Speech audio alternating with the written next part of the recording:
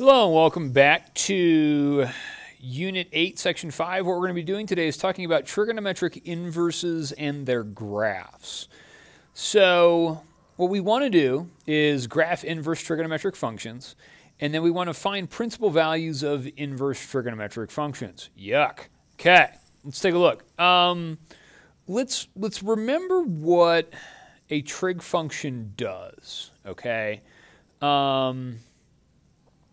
So if I write out, y equals sine, let me do this. Let me do y equals sine of x, and then I'm going to write down y equals cosine of x.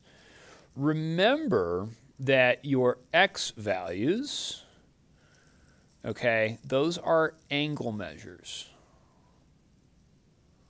Okay, and when we're talking about trig functions, angle measures are your input, okay?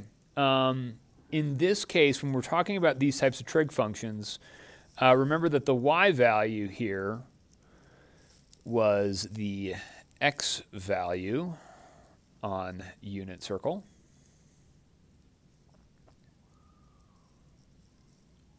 Okay, and that this y value here was the y value on unit circle. Okay. Now, one thing I want to do is think about what an inverse is. Remember up here that an inverse is when you switch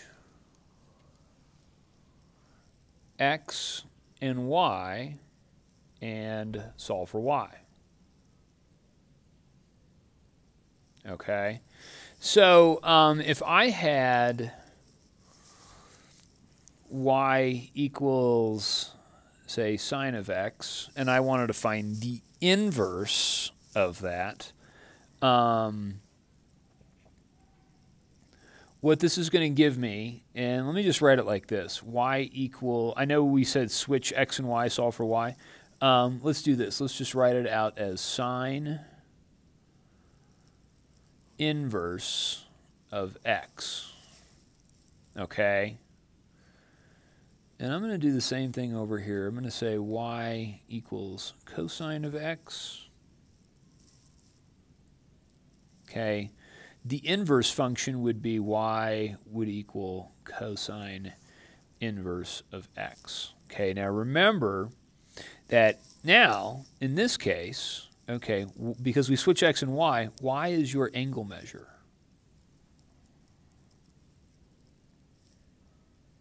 Okay, and x is your y value on unit circle. Okay, same thing over here. When we have an inverse function, y is our angle measure. X is the x value on the unit circle.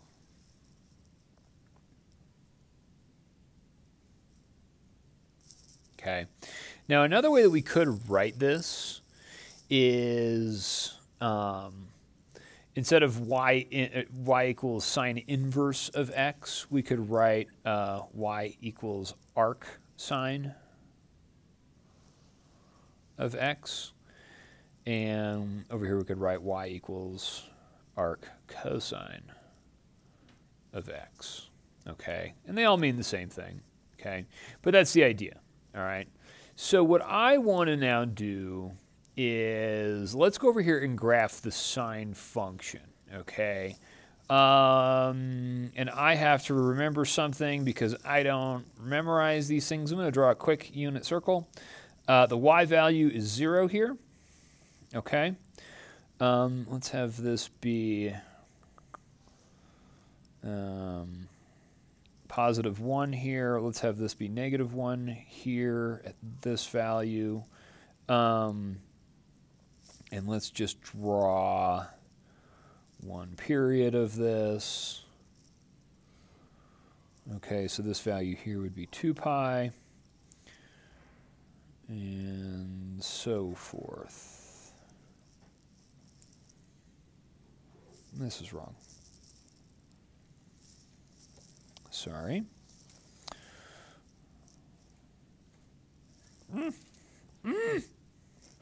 Okay. Let's do this. Got to go 2 each time. Oh my God.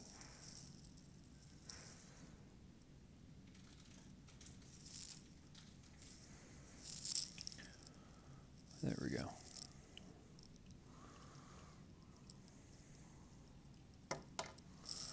All right, so we'll just draw our sine graph here. Okay. Now remember what we're doing. Okay, remember how when we graph the sine function and its inverse, we switch x and y. Okay, so what this is going to have, you know, let's just think about the points that we've got over here. This is the point 0, 0. This is the point pi over 2, comma 1. This is the point pi, comma 0. This is the point 3 pi over 2, comma negative 1. This is the point 2 pi 0. Okay, what I want to now do is flip these, okay, to draw my inverse. All right, and I'm still going to have the point 0, 0. I'm going to have this be 1, this be negative 1, this be pi over 2, pi, 3 pi over 2, and 2 pi. And so 2 pi is going to give me at 0, okay? But at 1, we'll have pi over 2. So all we're doing is just switching these x and y values, okay? And we can draw our graph as such, okay? So this is the graph of my inverse function that looks like that. And all I've done is just switch x and y, okay, from these points here. All right, and that's all we're doing, okay?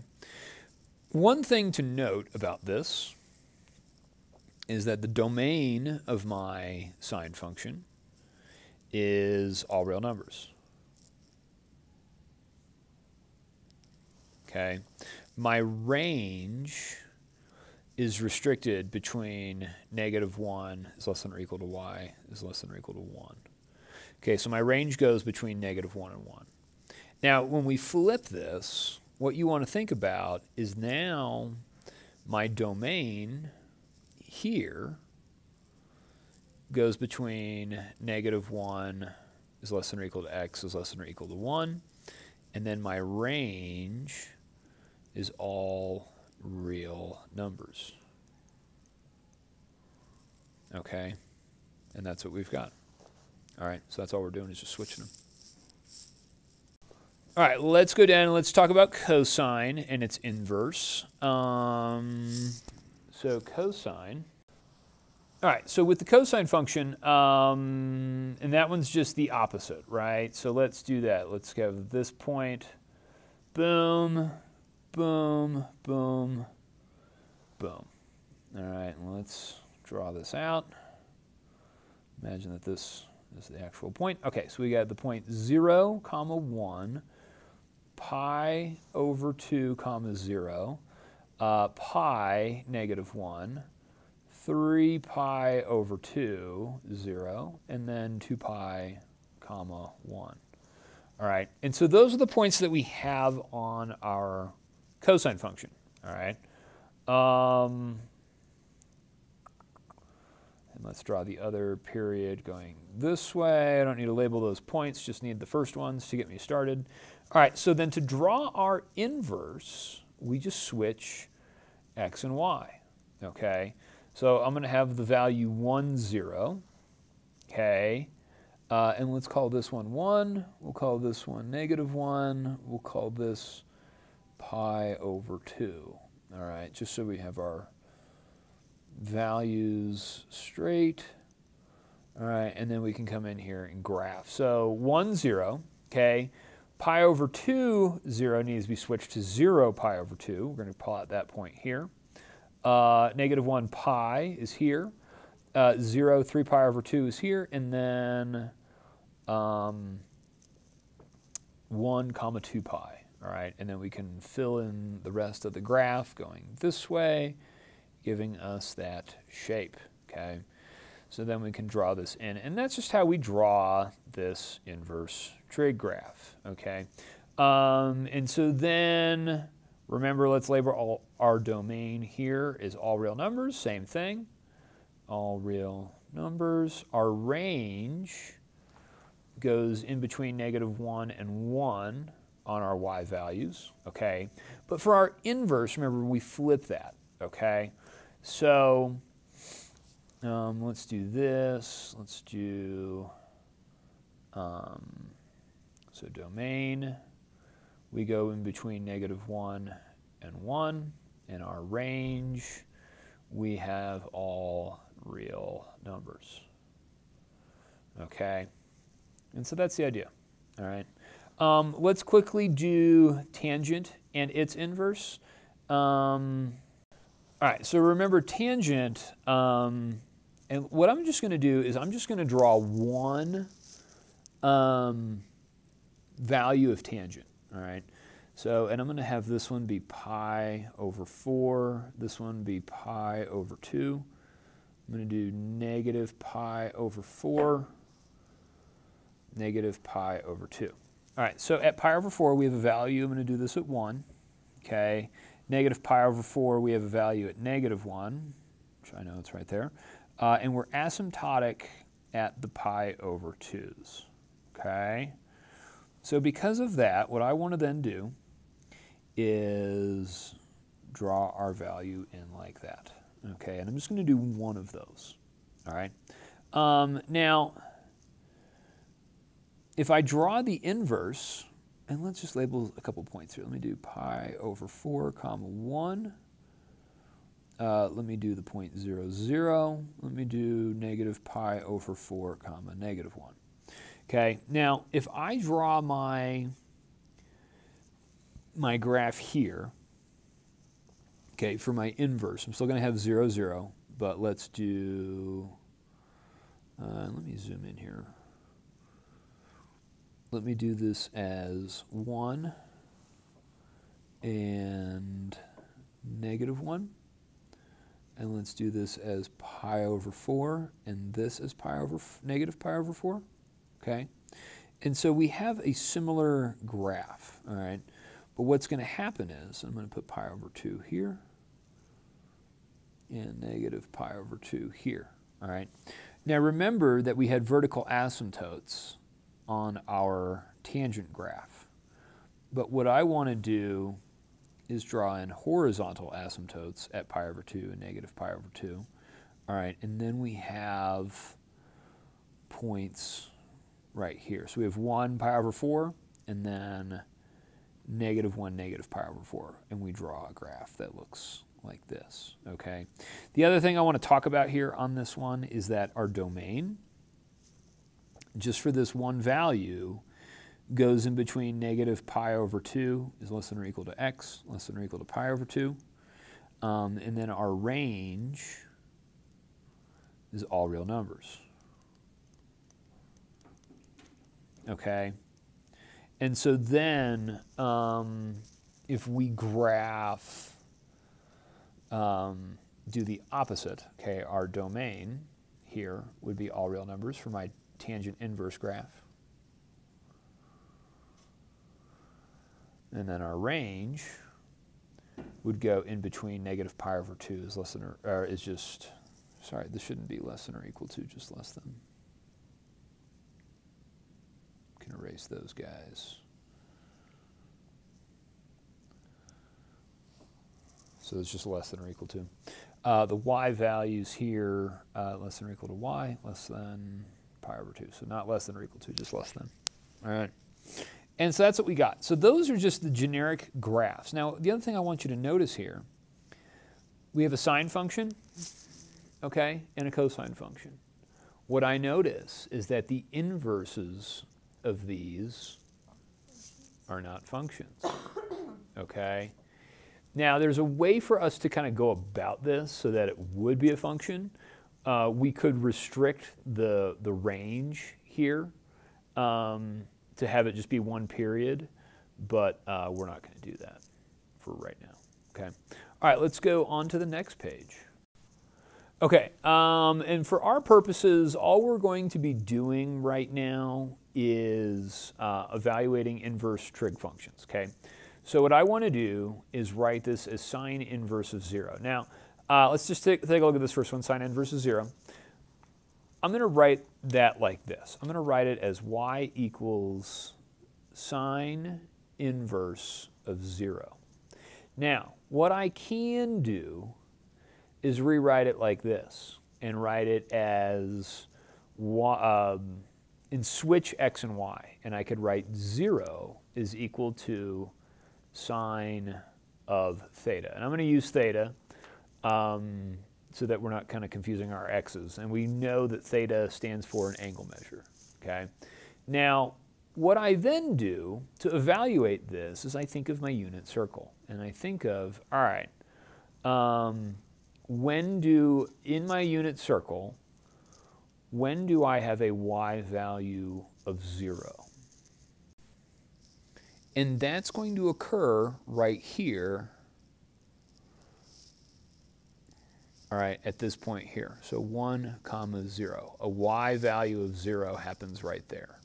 So theta, in this case, and let's write that over here, theta would be equal to 0 degrees or 0 radians, okay?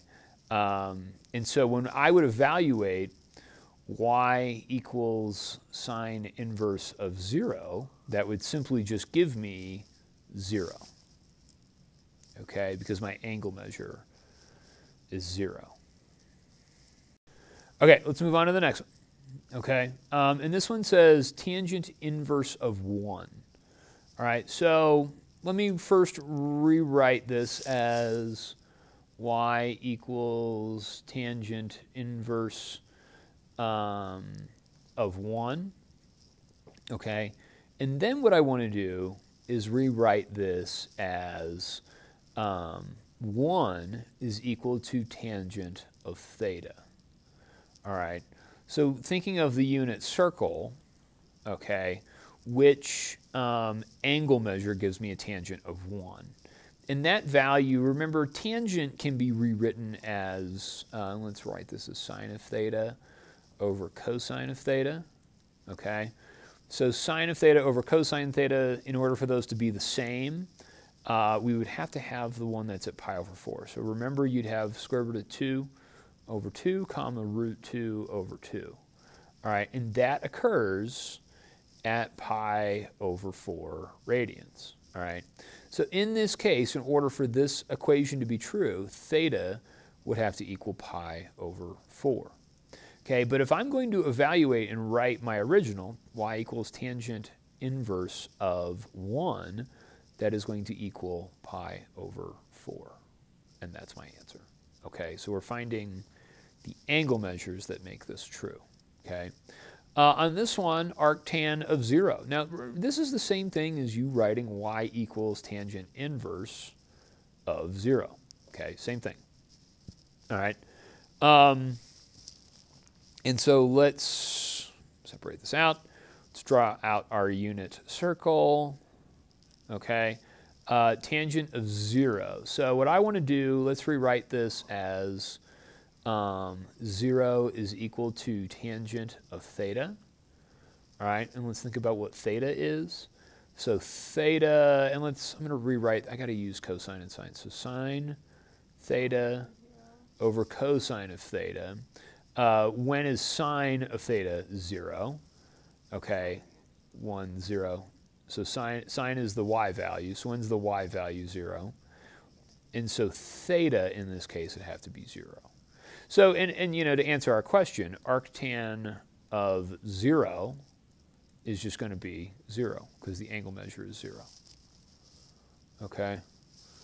That one's kind of tricky. The inverse tangent ones are tricky. All right, let's look at cosine inverse of 1/2. Now, again, I'm going to write this as y equals cosine inverse of 1/2, and that's, I'm going to switch to 1/2 equals cosine of theta. All right, we're finding our angle measure. All right, so using this, using our unit circle, okay, when is the x value 1/2? And so remember, we've got these 3 points here. All right, so this is where we have to know our unit circle.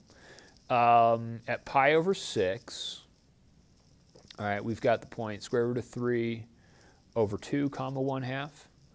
And at pi over 3, we've got 1/2 comma square root of 3 over 2.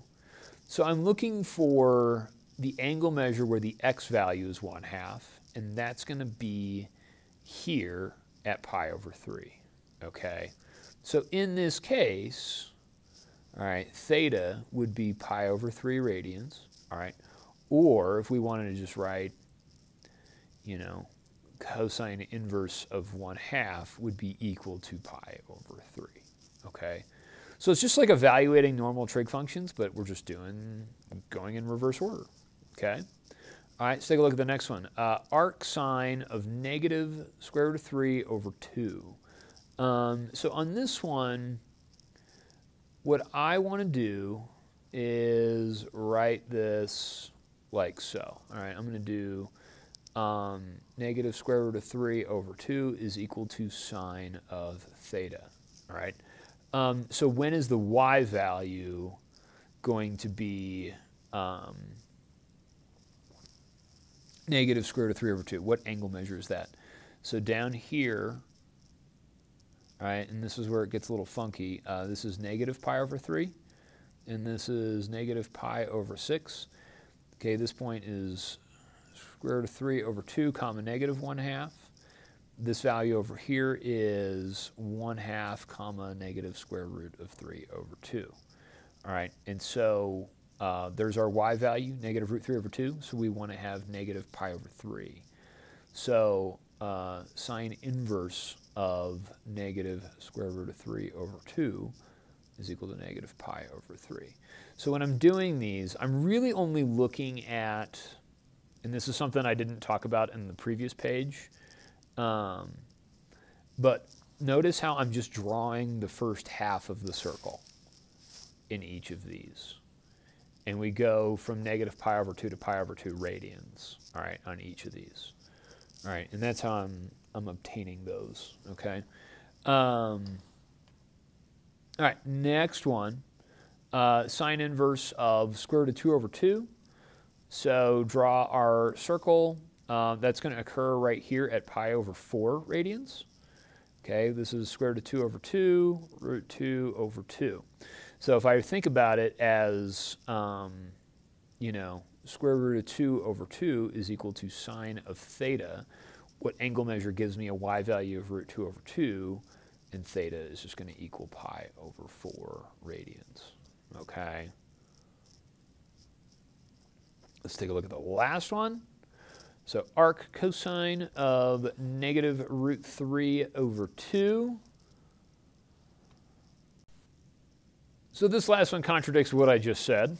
Let's draw out our entire unit circle here. Okay. And we want to find negative root 3 over 2 comma, or is equal to cosine of theta. Okay. So what angle measure gives me an x value of negative root 3 over 2? That's going to occur right here. This is the point negative root 3 over 2 comma 1/2. Okay. And then that's going to give me, what is that, negative, or no, 5 pi over 6. Okay. So theta, in this case, is going to give me 5 pi over 6. Okay. And there are other values where this will work. It kind of depends on which function you're doing, because this would also work at 7 pi over 6 as well. That would satisfy that equation. a lot of times what will happen is yes, you can have multiple answers for this. And so, but it kind of depends on how we define our inverse function or our inverse equation. So this could also happen at 7 pi over 6. All right. And a lot of these we could get different values, but it kind of depends on how we define our equation. So tangent is restricted to the first half. But on all these, theoretically, sine, cosine, all these, we could have multiple answers. But for now, let's just, use the first and fourth quadrants. All right? That's all I got. See you in a bit. Thanks. Bye.